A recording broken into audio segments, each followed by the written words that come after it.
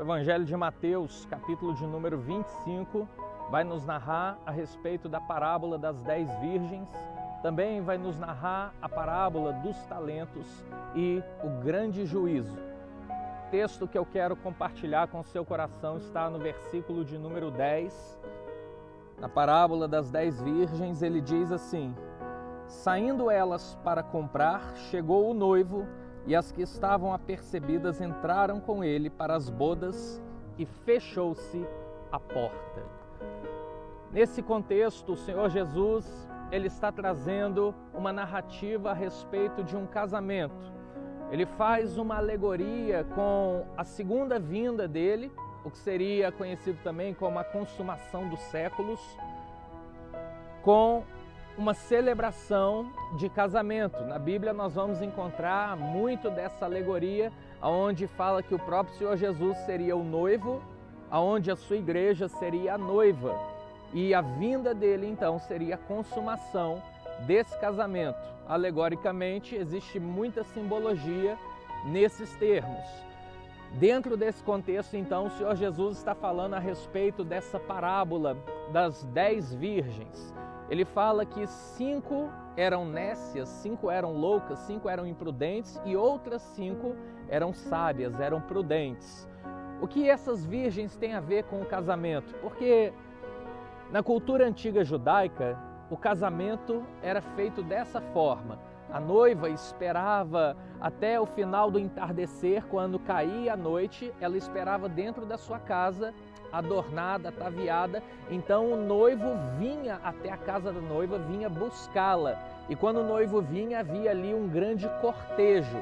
A noiva era colocada numa liteira e era levada até o lugar onde seria a celebração das bodas.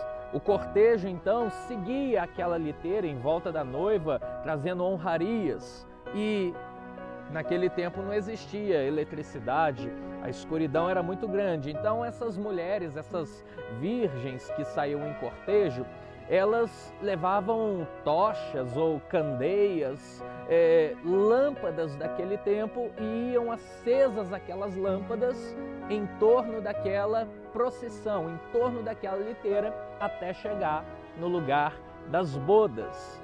Então a Bíblia vai dizer nessa parábola que o noivo tardou. Próximo da meia-noite, ele ainda não tinha chegado. Aquelas virgens então pegam no sono, adormecem. Mas vem uma voz dizendo para elas despertarem, porque o noivo havia chegado. E quando o noivo chegou então, as 5 prudentes tinham azeite nas suas lâmpadas, elas tinham combustível, elas tinham aquilo que iria fazer com que o fogo atasse, com que o fogo flamejasse e iluminasse tudo à sua volta.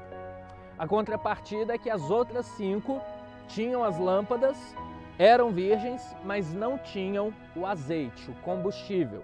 Elas pedem emprestado para suas companheiras. As companheiras falam: olha, não podemos te dar. Se nós te dermos esse azeite aqui, nós vamos ficar sem, nem vocês vão ter direito e nem nós. Então vão lá e comprem o azeite. E é então nesse contexto que nós lemos esse versículo de número 10, que elas foram sair para comprar. Só que quando elas saem para comprar, o cortejo vai embora.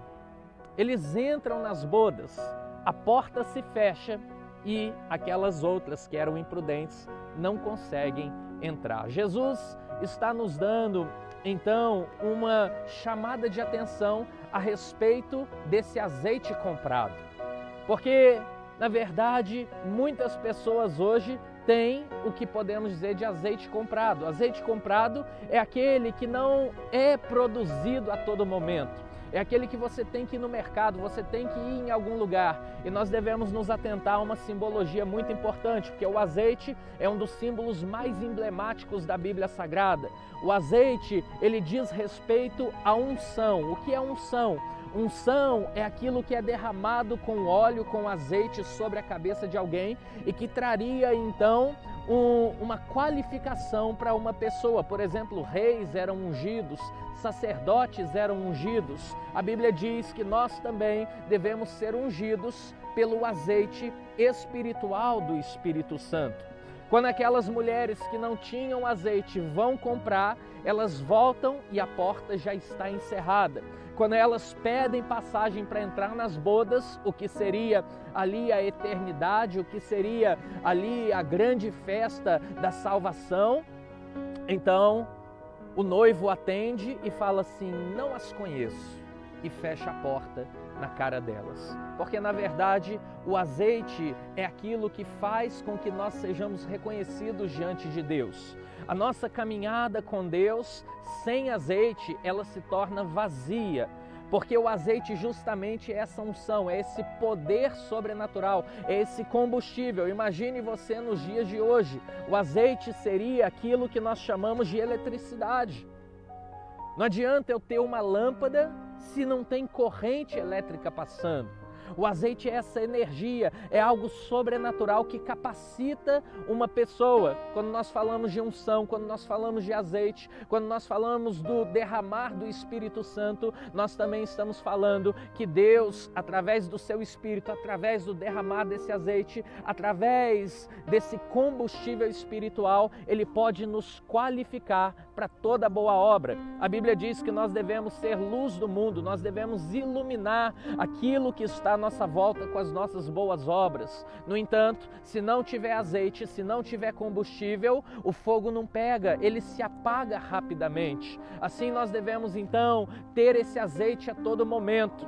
A diferença do azeite que foi conquistado para o azeite que foi comprado é que o azeite que foi conquistado é aquele que é derramado sobre a nossa vida a todo tempo. Lá em Eclesiastes capítulo 9, versículo 8, a Bíblia diz assim: em todo tempo sejam alvas as suas vestes e nunca falte o óleo sobre a sua cabeça. Esse óleo é exatamente o azeite. A Bíblia está dizendo que ele nunca pode faltar sobre a nossa cabeça, porque é ele que nos dá capacidade de sermos melhor, de sermos embaixadores, ministros de Deus aqui na face da terra e espalhar essa luz e iluminar a vida de outras pessoas. Então, quando nós estamos sem azeite, nós também nos encontramos fracos, em trevas, sem luz, na escuridão.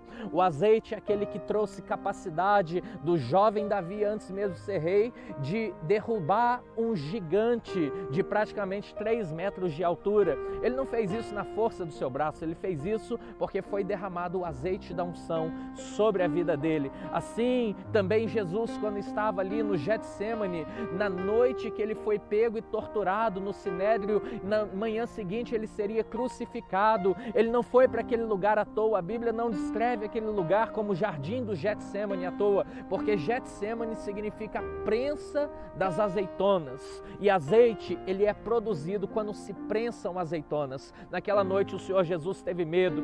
Ele falou assim: Pai, passa de mim esse cálice. Ele estava vendo o sofrimento que estava esperando por ele, as chibatas romanas, a cusparada, as pancadarias, a crucificação, a dor excessiva. Ele pede: Pai, passa de mim esse cálice, no entanto, seja feita a tua vontade, não a minha. Ele vai para aquele lugar não é à toa, porque ali na prensa das azeitonas, o Getsêmani, a prensagem traz exatamente o azeite da unção, o azeite que traz capacidade para prosseguir. Então o Senhor Jesus, renovado por aquele azeite, ele diz assim: no entanto, seja feita a tua e não a minha vontade. Há um azeite também da parte de Deus que precisa ser manifesto na nossa vida, para que a gente possa também manifestar a luz, a clareza de Deus para todos aqueles que nos rodeiam.